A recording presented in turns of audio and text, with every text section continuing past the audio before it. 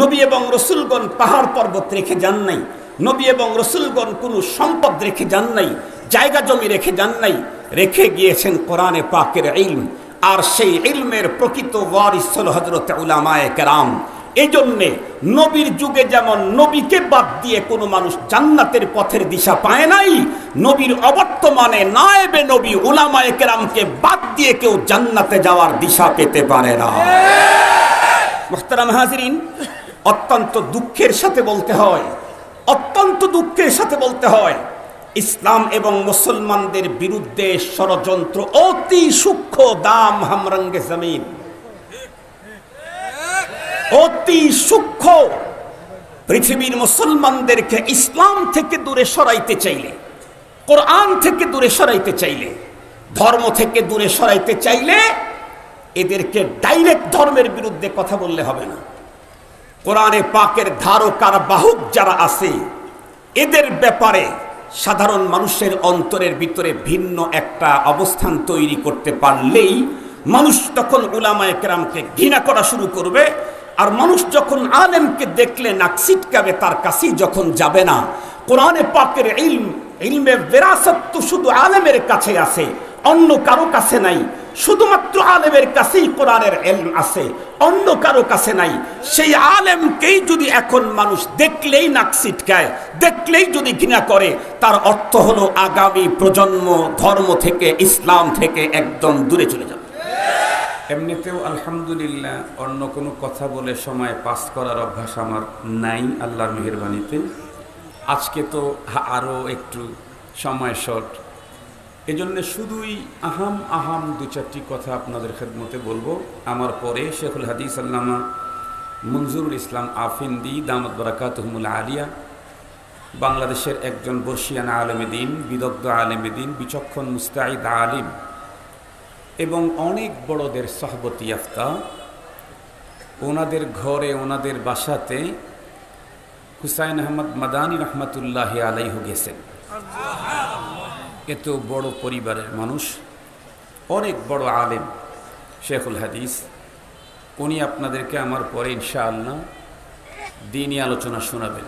আমার যেহেতু ব্যস্ততা আছে আর এক জায়গায় ওয়াদা আছে, আল করিম ইদা ওয়াদা ওয়াফা, ভদ্র মানুষ ওয়াদা করলে তা পূরণ করে।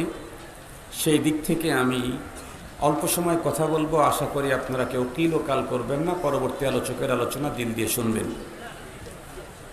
আমি শুধু একটা কথা আপনাদের খেদমতে বলতে চাই, আপনারা বলুন তো দেখি, এই পৃথিবীর কোনো মানুষ আল্লাহ পাককে চিনতে চাইলে, জানতে চাইলে, আল্লাহ পাকের প্রদর্শিত পথে চলতে চাইলে, বলুন তো দেখি তার জন্য কোনো নীতিমালা, কোনো সিস্টেম পদ্ধতির দরকার আছে না নাই? আছে। এ পৃথিবীর মানুষদেরকে মহান রব্বুল আলামিন আল্লাহর সাথে পরিচয় করায় জান্নাতমুখী করবার জন্য আল্লাহ পাক দুইটা ধারা পৃথিবীতে চালু রেখেছিলেন। এই দুই বস্তুর মাধ্যমে পৃথিবীর মানুষগুলি আল্লাহকে পাবে, জান্নাতে যাবে। একটি হচ্ছে কিতাবুল্লাহর ধারা, অপরটি হচ্ছে রিজালুল্লাহর ধারা। একটা হলো আল্লাহ পাক রব্বুল আলামিন মানুষের মধ্যে বাছাই করে, ছাঁটাই করে কিছু মানুষকে স্পেশালি দুনিয়ার অন্য সকল মানুষকে আল্লাহ পাককে পাওয়ার পথ দেখানো, জান্নাতে যাওয়ার পথ দেখানোর জন্য আল্লাহ তাআলা ইন্তেখাব করেছেন, চয়েস করেছেন, বাছাই করেছেন। যাদেরকে আল্লাহ পাক পৃথিবীর মানুষকে আল্লাহ পাওয়া, জান্নাতে যাওয়ার পথ দেখাবার জন্য বাছাই করেছেন, তারা তো আমাদের মতো মানুষ। তো উনি একজন মানুষ হয়ে পৃথিবীর অন্য মানুষদেরকে জান্নাতে যাওয়া, আল্লাহ পাওয়ার পথ দেখাবেন কি করে? আল্লাহ পাক রব্বুল আলামিন তাদেরকে, তাদের উপরে তাদেরকে আসমানি গ্রন্থ দিয়েছেন, যেই গ্রন্থগুলির মাধ্যমে আল্লাহ পাকের বাছাই করা বিশেষ মানুষগুলি, নবী এবং রসুলগণ, পৃথিবীর শুরু থেকে যুগে যুগে মানুষদেরকে আল্লাহ পাওয়া, জান্নাতে যাওয়ার পথ দেখিয়েছেন। আমার কথা আপনারা বুঝতেছেন তো? মাশাআল্লাহ। এই দুইটা ধারার কোনো একটাকে বাদ দিয়ে শুধু অপরটা দিয়ে কখনোই আল্লাহ পাওয়া যাবে না, জান্নাতেও যাওয়া যাবে না। দুইটাই লাগবে। একটা হলো রিজালুল্লাহ, আল্লাহ পাকের পক্ষ থেকে বাছাইকৃত বিশেষ কিছু মানুষ যাদেরকে নবী এবং রসুল বলা হয়। আর একটা হলো কিতাবুল্লাহ, আল্লাহ পাকের পক্ষ থেকে নাজিল করা পৃথিবীর মানুষের জীবন চলার গাইড, কিতাব, আসমানি গ্রন্থাদি। এটার সূচনা হয়েছিল হযরত আদম আলাইহিস সালাম থেকে। সর্বশেষে এসেছিলেন, আল্লাহ পাক পাঠিয়েছিলেন মহানবী মহামানব জনাবে মুহাম্মদুর রাসূলুল্লাহ সাল্লাল্লাহু আলাইহি ওয়াসাল্লাম। কিতাব আল্লাহ পাক শুরু করেছিলেন ছোট্ট পুস্তিকা, সহিফার মাধ্যমে। আল্লাহ পাক ছোট ছোট কিতাব পাঠাতে পাঠাতে একদম শেষের দিকে এসে বড় 4টা কিতাব পাঠিয়েছিলেন। এর মধ্যে একটা তাওরাত, আর একটা জাবুর, আর একটা ইনজিল। সর্বশেষ পাঠিয়েছেন সেটি হচ্ছে কোরআনুল কারীম। খুব ভালো করে বুঝবেন, ছোট ছোট সহিফা সহ কোরআনুল কারীমকে বাদ দিলে আর বড় 3টা আসমানি গ্রন্থ, এগুলির কোনো একটা কপিও তামাম পৃথিবী থেকে কেউ আজকে উদ্ধার করতে পারবে না। অরিজিনাল অবস্থা ছিল এই, যাদের উপরে কিতাবগুলি আল্লাহ পাক নাজিল করেছেন তারা চলে গেছেন, কিতাব পরিবর্তন হয়ে গেছে। কিন্তু কোরআনুল কারীমকে আল্লাহ পাক যে রসুলের উপরে নাজিল করলেন, সেই নবীজি আমাদের মাঝ থেকে অ্যাবসেন্ট প্রায় 1450 বছরের মতো। কিন্তু আজ পর্যন্ত যার উপরে কোরআন নাজিল করা হলো, সেই নবীর অ্যাবসেন্সে 1450 বছর প্রায় পার করার পরেও কোরআন পুরাটা তো পরিবর্তন হয় নাই। কোরআনের একটা সূরাও পরিবর্তন হয় নাই। একটা সূরা পরিবর্তন তো হয় নাই, একটা আয়াতও পরিবর্তন হয় নাই। একটা আয়াত তো পরিবর্তন হয় নাই, একটা বাক্যও পরিবর্তন হয় নাই। একটা বাক্য তো পরিবর্তন হয় নাই, একটা শব্দও পরিবর্তন হয় নাই। একটা শব্দ তো পরিবর্তন হয় নাই, একটা অক্ষরও পরিবর্তন হয় নাই। একটা অক্ষর তো পরিবর্তন হয় নাই, একটা জের জবর নক্তা পর্যন্ত পৃথিবীর কোনো বাতিল কোরআন বিরোধী শক্তি পরিবর্তন করতে সক্ষম হয় না।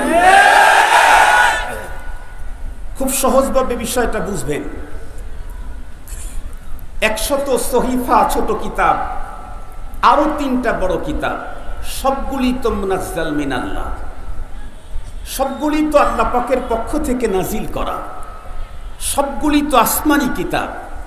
কিন্তু সেই কিতাবগুলির অবস্থা ছিল, যাদের কাছে পাঠানো হলো ওনারা চলে গেলেন, কিতাব হারিয়ে গেল। কিন্তু কোরআন নাজিল যার উপরে করলেন, উনি চলে গেলেন, 1400 বছর পেরিয়ে গেছে, আজ পর্যন্ত কোরআন পরিবর্তন হয় না, হারায় না। কেন? কারণ অন্য কোনো আসমানি গ্রন্থ নাজিল করে আল্লাহ পাক তার হেফাজতের দায়িত্ব নিজে নেন নাই, কিন্তু কোরআনুল কারীমকে নাজিল করেই ঘোষণা দিয়েছেন, ইন্না নাহনু নাযালনা যিকরা ওয়া ইন্না লাহু লাহাফিদুন। কোরআন আমি নাজিল করলাম, হেফাজতের দায়িত্ব আমি নিলাম। সঙ্গত কারণেই যার উপরে কোরআন নাজিল হয়েছিল উনি অ্যাবসেন্ট থাকলেও যিনি কোরআন হেফাজতের দায়িত্বে নিয়েছেন উনি কি অ্যাবসেন্ট? উনি কি ছুটিতে আছেন? কোনদিন ছুটিতে থাকবেন? জোরে বলুন। যিনি কোরআন হেফাজতের দায়িত্ব নিয়েছেন উনি কখনো অ্যাবসেন্ট থাকেন না, উনি কখনো ছুটিতে যান না, বরং উনি বলেন লা তাখুদুহু সিনাতু ওয়ালা নাওম, আমার কখনো ঘুমও আসে না, তন্দ্রাও আসে না। এজন্য উনি সজাগ আছেন। আর সবচেয়ে বড় ক্ষমতার মালিক উনি। ওনার ক্ষমতা কেমন? আল্লাহ পাক নিজেই বলেন ফাআলুল লিমা ইউরিদ, আমি যা খুশি তাই করতে পারি। পৃথিবীর কেউ আমার কর্মের সামনে বাধার সৃষ্টি করতে পারে না। কি করতে পারেন? তাও বলেন তুলিজুল লাইলা ফিন নাহার ওয়া তুলিজুন নাহারা ফিল লাইল, আমি রাতকে দিন করতে পারি, দিনকে রাত করতে পারি। এই ক্ষমতা পৃথিবীর কারো অতীতেও ছিল না, এখনো নাই, কিয়ামত পর্যন্ত কেউ করতে পারবে না। অনেক কিছুই করতে পারে, কিন্তু রাতকে দিন করার ক্ষমতা পৃথিবীর কারো নাই, দিনকে রাত করার ক্ষমতা পৃথিবীর কারো নাই। এ ক্ষমতা আছে কার? আল্লাহ পাক আরো কি বলেন? ইন্নামা আমরুহু ইদা আরাদা শাইআন আন ইয়াকুলা লাহু কুন ফায়াকুন। এই যে দিনকে রাত করবেন, রাতকে দিন করবেন, অনেক বড় কাজ। এই যে পৃথিবীকে তৈরি করলেন, আবার পৃথিবীটাকে শেষ করে দিবেন, অনেক বিশাল কাজ। এই কাজ করতে মালিকের কি পরিমাণে মিটিং মিছিল গ্রুপিং লবিং করতে হয়, কতবার বৈঠকে বসতে হয়। আল্লাহ পাক বলেন নো নো নো, ইন্নামা আমরুহু ইদা আরাদা শাইআন আন ইয়াকুলা লাহু কুন। এই পৃথিবীটাকে তৈরি করতে আর পৃথিবীটাকে ভেঙ্গে চুরমার করতে কিছুই লাগে না, শুধু কোন ওই বাটনে চিপ দিলেই ক্লিয়ার। কোন বাটনে চিপ দিলেই সব ক্লিয়ার। মুহতারাম হাজিরিন, তো যে কথা বলতেছিলাম, কোরআনুল কারীম যেহেতু সেই সত্তা হেফাজতের দায়িত্ব নিয়েছেন, সুতরাং আমরা নিশ্চিত কোরআনুল কারীমকে পৃথিবীর কোনো শক্তি কখনো কোনো দিন পৃথিবী থেকে বিদায় করতে পারবে না, যতক্ষণ পর্যন্ত আল্লাহ নিজে না উঠায়া নেন। মুহতারাম হাজিরিন, তবে একটা কথা মনে রাখতে হবে, কোরআনকে পৃথিবীর কেউ দুনিয়ার থেকে বিদায় করতে পারবে না, কিন্তু কোরআনুল কারীমের ভিতরে কোরআনে কারীম ইসলামের মধ্যে নানা রকমের সমস্যা তৈরি করে মানুষের জীবনের বিশাল ক্ষতি সাধন করতে পারবে। মানুষের জীবনের বিশাল ক্ষতি সাধন করতে পারবে। আমি সেদিকে যেতে চাই না। আমার কথা হলো, দুইটা জিনিসের মাধ্যমে পৃথিবীর মানুষ আল্লাহ পাবে, জান্নাতে যাবে। মনে আছে নাকি আপনাদের? তার ভিতরে একটা হলো রিজালুল্লাহ, আল্লাহর পক্ষ থেকে বিশেষ মানুষ, নবী এবং রসুল। আর একটা হলো আল্লাহ পাকের পক্ষ থেকে নাজিল করা কিতাব। এখন আমি আপনাদেরকে জিজ্ঞেস করতে চাই, এই দুইটা ছাড়া ভিন্ন কোনো পথে আল্লাহ পাককে পাওয়া, জান্নাতে যাওয়ার আরো কোনো পথ আছে? অথবা দুইটার যে কোনো একটাকে রেখে আর একটাকে বাদ দিয়ে আল্লাহ পাওয়া, জান্নাতে যাওয়ার কোনো পথ, অপশন আছে কি? নেই। তাহলে দুইটাই আমাদের জন্য জরুরি। এজন্য আপনাদেরকে একটু সজাগ করে দেই, বর্তমান সময়ে দিন যত গড়াচ্ছে, ইসলাম মুসলিম কোরআনের শত্রু তত নতুন নতুন রূপ ধারণ করতেছে। তার ভিতরে একটা গ্রুপ বের হয়েছে যাদের নাম বড় সুন্দর চমৎকার, কিন্তু ভিতরে আছে সিরিয়াস জাহারে কাতিল, সিরিয়াস বিষ আছে। সেটি হলো আহলে কোরআন নামে একটা গ্রুপ বের হয়েছে, যারা শুধু কোরআন মানতে চায়, পয়গম্বরের হাদিস মানতে চায় না। আমরা এতক্ষণ আলোচনায় যা বুঝেছি, শুধু কোরআনকে দিয়ে রসুলকে মাইনাস করে, বাইপাস করে জান্নাতে যাওয়ার কোনো পথ নাই। রসুলকে মাইনাস করে, হাদিসকে মাইনাস করে, সে আবার কোরআন বুঝবে কেমনে? কোরআন তো তোমার বাবার উপরে নাজিল হয় না, কোরআন তো নাজিল হয়েছে মুহাম্মাদুর রাসূলুল্লাহর উপরে। মুহাম্মাদুর রাসূলুল্লাহকে বাদ দিয়ে, তার হাদিসকে বাদ দিয়ে তুমি জান্নাতে যাবে কেমনে? বঙ্গবন্ধুর নেতৃত্বে বাংলাদেশ স্বাধীন হয়েছে, বঙ্গবন্ধুকে বাদ দিয়ে যেমন বাংলাদেশ হয় না, মুহাম্মাদুর রাসূলুল্লাহকে বাদ দিয়ে কখনো ইসলাম ধর্ম, কোরআন হতে পারে না, কশিন কালেও সম্ভব না। এজন্য যারা নিজেদেরকে আহলে কোরআন বলে, ওরা হলো ইন্টারন্যাশনাল ভ্রান্ত এক মতবাদ। আল্লাহ পাক তাদের থেকে আমাদেরকে হেফাজত থাকার তৌফিক দান করুন। এখন ভালো করে বুঝবেন কথাগুলি। কোরআনুল কারীম, এখানে জান্নাতে আল্লাহ পাওয়ার পথ, জান্নাতে যাওয়ার পথ আছে, কিন্তু এটা আমি আর আপনি ডাইরেক্ট কি বুঝবো? আমি আর আপনি যদি এটা বুঝতাম, তাহলে আল্লাহ পাক সকল মানুষের মধ্যে একজনকে চয়েস করে তার উপরে রফতা রফতা ধীরে ধীরে 30 পারা কোরআন নাজিল করে তাকেই এ অর্ডার দিতেন না, লিতুবাইয়িনা লিন-নাসি মা নুযিলা ইলাইহিম। ওগো রাসূল, আপনার কাছে মহাগ্রন্থ কোরআন নাজিল করলাম, আপনার দায়িত্ব আছে। কি দায়িত্ব? অনেক কথাই আমি এখানে শর্ট করে দিয়েছি। আপনার দায়িত্ব হলো এটা উম্মতের সামনে, মানুষের সামনে এটাকে আপনি খুলে দিবেন। সুবহানাল্লাহি ওয়া বিহামদিহি। এজন্য নবী আলাইহিস সালামের হাদিস ছাড়া কোরআন মানার কোনো সুযোগ, সময় থাকলে আমি আয়াতে কারিমা তেলাওয়াত করে করে আপনাদেরকে দেখায় দিতাম। মুহতারাম হাজিরিন, তাহলে কোরআনে পাকের ব্যাখ্যা, কোরআনে পাকের তর্জমা, কোরআনে পাকের জান্নাতে যাওয়ার পথ নির্দেশিকা আমাদেরকে শিখাইছেন আমাদের নবীজি। জিজ্ঞেস করতে চাই, এখন কি নবীজি আছেন? কোরআন আছে না নাই? তাহলে কোরআন থেকে মানুষ জান্নাতের পথ পাবে কেমনে? কোরআন থেকে তো নবীজির যুগেও শুধু কোরআন দিয়ে কেউ জান্নাতের পথ পায় নাই, কোরআনের শিক্ষক ছাড়া। কথা বলেন না কেন? কোরআন থেকে কোনো মানুষ জান্নাতে যাওয়ার পথের দিশা পায় নাই কোরআনে পাকের শিক্ষক মুহাম্মদুর রাসূলুল্লাহ ছাড়া। তাহলে কিয়ামত পর্যন্ত কোরআনুল কারীম থেকে পৃথিবীর কোনো মানুষ জান্নাতে যাওয়ার পথ পাবে না কোরআনের শিক্ষক ছাড়া। মুহতারাম হাজরিন, তো কোরআনের মূল শিক্ষক মুহাম্মদুর রাসূলুল্লাহ কি আছেন? নবীজির কাছ থেকে যারা কোরআনের দর্স দিয়েছিলেন সাহাবায়ে কেরাম, তারা কি আছেন? সাহাবায়ে কেরাম থেকে কোরআনে পাকের দর্স যারা নিয়েছিলেন তাবেঈন, তারা কি আছেন? তাবেঈনের কাছ থেকে কোরআনে পাকের দর্স যারা নিয়েছিলেন তাবেঈন, তারা কি আছেন? তাহলে আজকের মানুষ কোরআনে পাক থেকে জান্নাতে যাওয়ার পথ, আল্লাহকে পাওয়ার পথ পাবে কেমনে? আল্লাহ পাকের রাসূল সাল্লাল্লাহু আলাইহি ওয়াসাল্লাম কিয়ামত পর্যন্ত মানুষ যতদিন কোরআন পৃথিবীতে থাকবে ততদিন পর্যন্ত মানুষ কোরআনে পাক থেকে আল্লাহ পাওয়ার পথ, জান্নাতে যাওয়ার পথ খুঁজে নিবে। কার মাধ্যমে? আল্লাহ পাকের রাসূল বলেন, আল উলামা ওয়ারাসাতুল আম্বিয়া ওয়া ইন্নাল আম্বিয়া লাম ইউরিসু দিনারা ওয়ালা দিরহামা ইন্নামা ওয়ারাসুল ইলম। আল্লাহু আকবার বলেন। পয়গম্বরের কথার মর্ম বুঝতে হবে। পয়গম্বর বলেন, আল উলামা ওয়ারাসাতুল আম্বিয়া, কিয়ামত পর্যন্ত যত উলামায়ে কেরাম পৃথিবীতে আসবেন, আহলে হক, হক্কানি উলামায়ে কেরাম, তারা হলেন নবীগণের ওয়ারিস। নবীগণের কিসের ওয়ারিস পাইলেন উলামায়ে কেরাম? কিসের বিরাসত পেলেন? নবীজি নিজেই বলেন, ইন্নামা ওয়ারাসুল ইলম। নবীগণ দুনিয়াতে সম্পদ রেখে যান নাই যে উলামায়ে কেরাম নবীর নিকট থেকে কয়েক হাজার কোটি মিলিয়ন ডলার পেয়েছে। না, নবী এবং রসুলগণ পাহাড় পর্বত রেখে যান নাই। নবী এবং রসুলগণ কোনো সম্পদ রেখে যান নাই, জায়গা জমি রেখে যান নাই। রেখে গিয়েছেন কোরআনে পাকের ইলম, আর সেই ইলমের প্রকৃত ওয়ারিস হলো হযরত উলামায়ে কেরাম।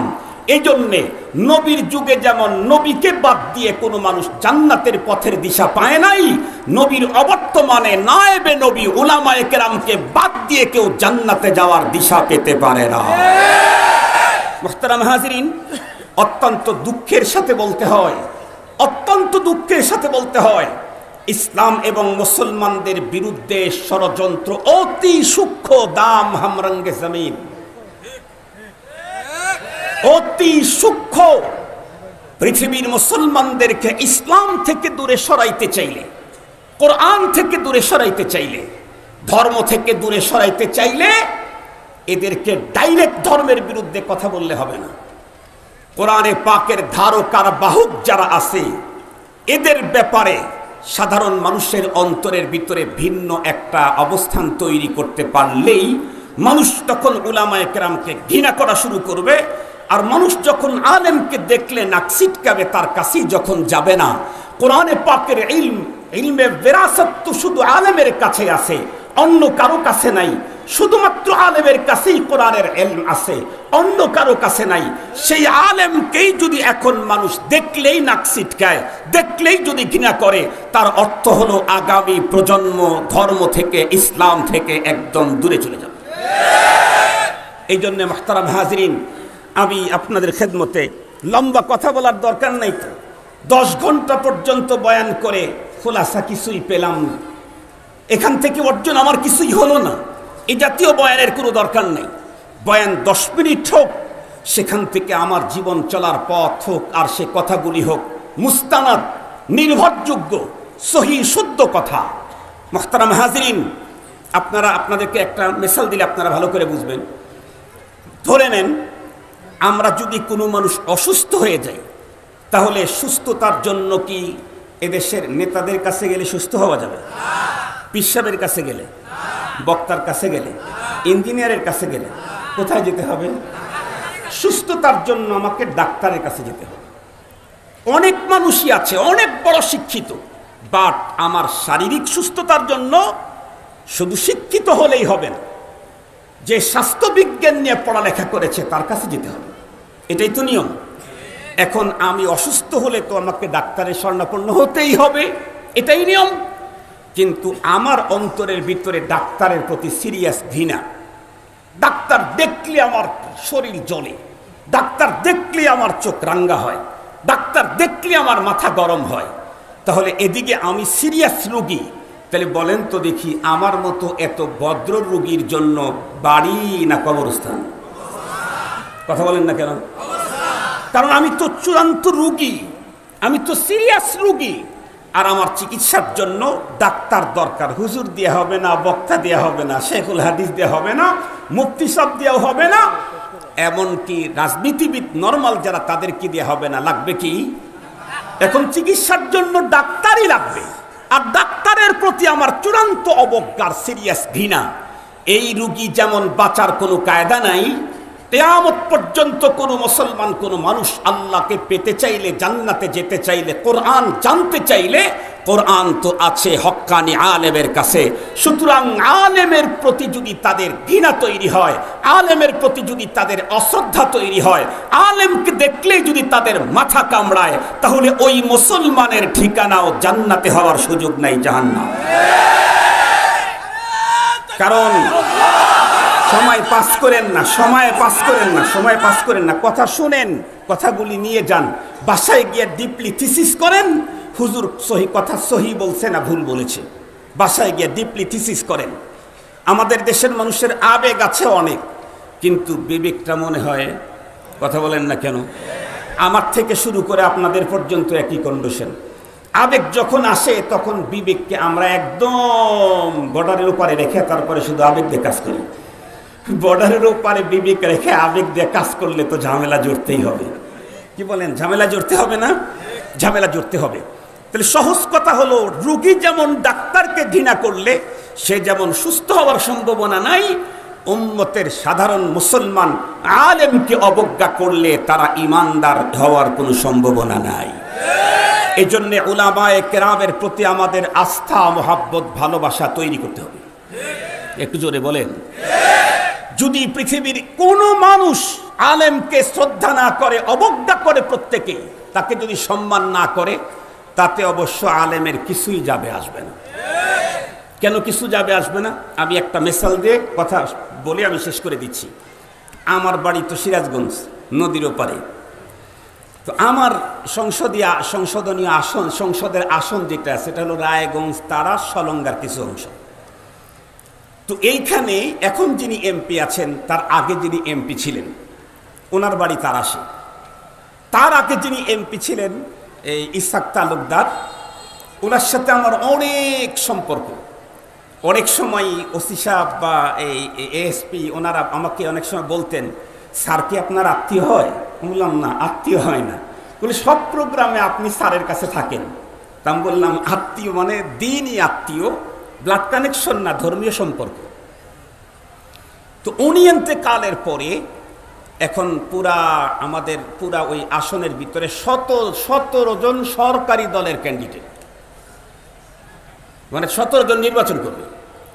এর ভিতরে অধিকাংশগুলার বয়স হলো আমাদের চাইতে কম। ছোটবেলায় একই সঙ্গে খেলাধুলা হয়েছে, এখন দল করছে, একটা পজিশন তৈরি হয়েছে, কেউ কেন্দ্রীয় নেতাও, নাম বলা দরকার নাই। সবাই তো দোয়ার জন্য আসে, আমরা তো আবার মুনাফিকি দোয়া করতে পারি না। যতগুলো আসবে আল্লাহ যেন আপনারে উঠায় দেন, এটা হলো মুনাফিকি দোয়া। হেরে উঠাবে এক আসনে কেমনে? আমরা কি বলি? আমরা বলি, আল্লাহ যাকে দিয়ে দেশ জাতি ইসলামের খেদমত হয় তাকে তুমি চেয়ারে বসায় দাও। তো এক পর্যায়ে আমি কয়েকজনকে জিজ্ঞেস করলাম যে কি খবর, তোমার কি খবর, তোমার কি খবর? হয় না, খুব ভালো অবস্থানে আছে। কিছুদিন পরে হঠাৎ করে জানতে পারলাম নমিনেশন পেয়েছে গাজী মোহাম্মদ আমজাদ হোসেন মিলন, বেচারা মারা গেছে। আমি কোনোদিন ওনার নামই শুনিনি। আমি অবশ্য রাজনীতির সাথে ছোটবেলা থেকে কোনোদিন রাজনীতির সাথে আমার সম্পর্ক ছিল না, হয়তো বা এ কারণে জানি না। পরবর্তীতে আমি জিজ্ঞাসা করলাম যে এত বড় বড় হোল্ডার বহর নিয়ে গ্রুপিং, লবিং, তারপরে কি শোডাউন, আর তারপরে লকডাউন, কত কিছু আপডাউন করলো, কিন্তু কিছুই কাজ হলো না। মাঝখান থেকে এই লোকটা কাজ হলো কেমনে? তো ওরা তখন আমাকে বলল যে আমরা যারা লোডাউন, শপডাউন, আপডাউন আর লকডাউন করছি, আমরা করছি হলো তৃণমূল পর্যায়ে, আর উনি হলো সম্পর্ক করছে মূল চেয়ারে। মূল চেয়ারের সাথে সম্পর্ক করেছে 5-7 জনকে ম্যাডাম নাকি ডেকে নিয়েছিল। এক একজনকে জিজ্ঞেস করছে আপনার কর্ম কি, আপনার কর্ম কি। শুনেছি, সত্য না মিথ্যা আল্লাহ ভালো জানে। গাজী মোহাম্মদ আমজাদ হোসেন মিলন সাহেব নাকি বলেছিলেন, ম্যাডাম আমি তেমন কিছু করতে পারি না, তবে আমি একটা কাজ করেছি। ছোটবেলা থেকে বঙ্গবন্ধুর আদর্শে বড় হয়েছি, বঙ্গবন্ধুকে মোহাব্বত করেছি। আমি আমার চলন বিল থেকে মাগুর মাছ, কই মাছ এনে এনে আপনার বাবাকে আমি খাওয়াইছি। এখন বলেন, আমার বাবা মারা গেছে, যে কোনো মানুষ যদি এসে আমার বাবাকে সে খেদমত করেছে কথা কেউ বলে, তাহলে আমি তার কাছে দুর্বল কিনা? কথা বলেন না কেন? বাবার মোহাব্বত যদি আমার অন্তরে থাকে তাহলে আমি তো দুর্বল হবই, এটাই স্বাভাবিক। তো যাই হোক, শেষ পর্যন্ত কি হলো, তৃণমূল পর্যায়ে আওয়াজ হলো অন্যদের, কিন্তু মাঝখান থেকে মূল চেয়ারের মালিক যিনি, ওনার চয়েস হলো মোহাম্মদ আমজাদ হোসেন মিলন সাহেব। বলেন তো দেখি, তৃণমূল পর্যায়ের স্লোগান ভেস্তে গেছে না যায় নাই? তৃণমূল পর্যায়ের দুনিয়ার সকল মানুষ যদি ওলামায়ে কেরামকে অবজ্ঞা করে, তুচ্ছ তাচ্ছিল্য করে, তাতে কিছুই যায় না। মূল চেয়ারের মালিক আল্লাহ ওলামায়ে কেরামের মর্যাদা দিয়েছেন। আল্লাহ পাক কি মর্যাদা দিয়েছেন কোরআনে? এক আয়াতের তর্জমাটা করে আমার বয়ান শেষ। আল্লাহ তাআলা বলেন, ইয়ারফাইল্লাহুল্লাযীনা আমানু মিনকুম ওয়াল্লাযীনা উতুল ইলমা দারাজাত। ইয়ারফাইল্লাহুল্লাযীনা আমানু মিনকুম ওয়াল্লাযীনা উতুল ইলমা দারাজাত। এই পৃথিবীর মানুষ, তোমাদের মধ্যে সবচেয়ে দামি মানুষ হলো যারা ঈমান এনেছো তারা। তবে মনে রাখবে, সকল ঈমানদার তোমরা মনে রাখবে, তোমাদের ভিতরে কিছু ভিআইপি পার্সন আছে আল্লাহ পাকের কাছে, যারা আল্লাহর নিকট ভিআইপি। তারা কারা? আল্লাহ পাক বলেন, যাদেরকে ইলম দেওয়া হয়েছে, উলামায়ে কেরাম, তারা আল্লাহ পাকের কাছে ভিআইপি। এজন্য আমি যদি ভিআইপিদের সাথে সম্পর্ক ভালো রাখি, তাহলে যার ভিআইপি তার কাছে আমি সুবিধা পাবো। কথা বলেন না কেন? আমি যদি ভিআইপিদের সাথে সম্পর্ক খারাপ রাখি, তাহলে যার ভিআইপি তার কাছ থেকে আমি সুবিধা পাওয়ার কোনো সম্ভাবনাই নেই। আল্লাহ পাক রব্বুল আলামিন এই কথাগুলি বুঝা, ডিপলি থিসিস করায় কথাগুলি 2-3 দিন পর্যন্ত ভাবা এবং আমাদের জীবনকে সঠিক পথে পরিচালিত করার তৌফিক দান করুক। জোরে বলেন আমিন। মুহতারাম হাজিরিন, আপনাদের কাছে আমি একটা ম্যান্ডেট দিতে চাই। এই যে কওমি ওলামা পরিষদ এবং ইমাম মুয়াজ্জিন পরিষদের আয়োজনে আজকের যে নুরানি জান্নাতি এ পরিবেশ, এটি আপনাদের কাছে অনেক ভালো লেগেছে না? মজা লেগেছে না? আপনারা এটা প্রতি বছর এখানে হোক, এটা চান না? তাহলে অবশ্যই কোনো কাজই তো অর্থ ছাড়া এখন হয় না। আমাদের এখানে নেতৃবৃন্দ আছে, প্রশাসনের আমাদের ঊর্ধ্বতন কর্মকর্তা যারা আছে এখানকার, ওনারাও এসেছেন। টিওনো সাহেব এসেছেন, ওসি সাহেব এসেছেন, এসপি সাহেব এসেছেন, সার্কেল এসপি সাহেব এসেছেন, অনেকেই এখানে আসছেন। ওনাদের সহযোগিতা, ভালোবাসা, তাদের অনুমোদন, আল্লাহ পাক আজকে সুন্দর মাহফিলের ব্যবস্থা করে দিয়েছেন। ওনারা তো সহযোগিতা করেছেন। টিওনো সাহেব তো অনুমতি শুধু দেন নাই, ওসি সাহেব শুধু অনুমতি দেন নাই, বরং সহযোগিতাও করেছেন। তো আমরাও কি এখানে আমাদের যতটুকুন সুযোগ আছে এতটুকুন সহযোগিতার হাত আমরা আগে বাড়াইতে পারবো না ইনশাআল্লাহ? এখনই রুমাল নিয়ে যাচ্ছে, যে যতটুকুন পারেন দ্বীনি মজলিস আগামী দিনে চলতে থাকুক, আর এখান থেকে একটা পার্সেন্টেজ আমার আমল নামায় ঢুকতে থাকুক, জমা হতে থাকুক, এটা আমরা চাই। এজন্য আমাদের এই স্বেচ্ছাসেবকরা আপনাদের কাছে যাচ্ছে, প্রত্যেকে তাদের পকেট থেকে যতটুকুন শক্তি হয় হাসবে ইস্তেতাআত একটু বেশি দেওয়ার জন্য চেষ্টা করব। আমি আপনাদের কাছে দোয়া চাই। আওয়াখিরু দাওয়ানা আলহামদুলিল্লাহি রাব্বিল আলামিন। আসসালামু আলাইকুম ওয়া রাহমাতুল্লাহি তাআলা ওয়া বারাকাতুহু।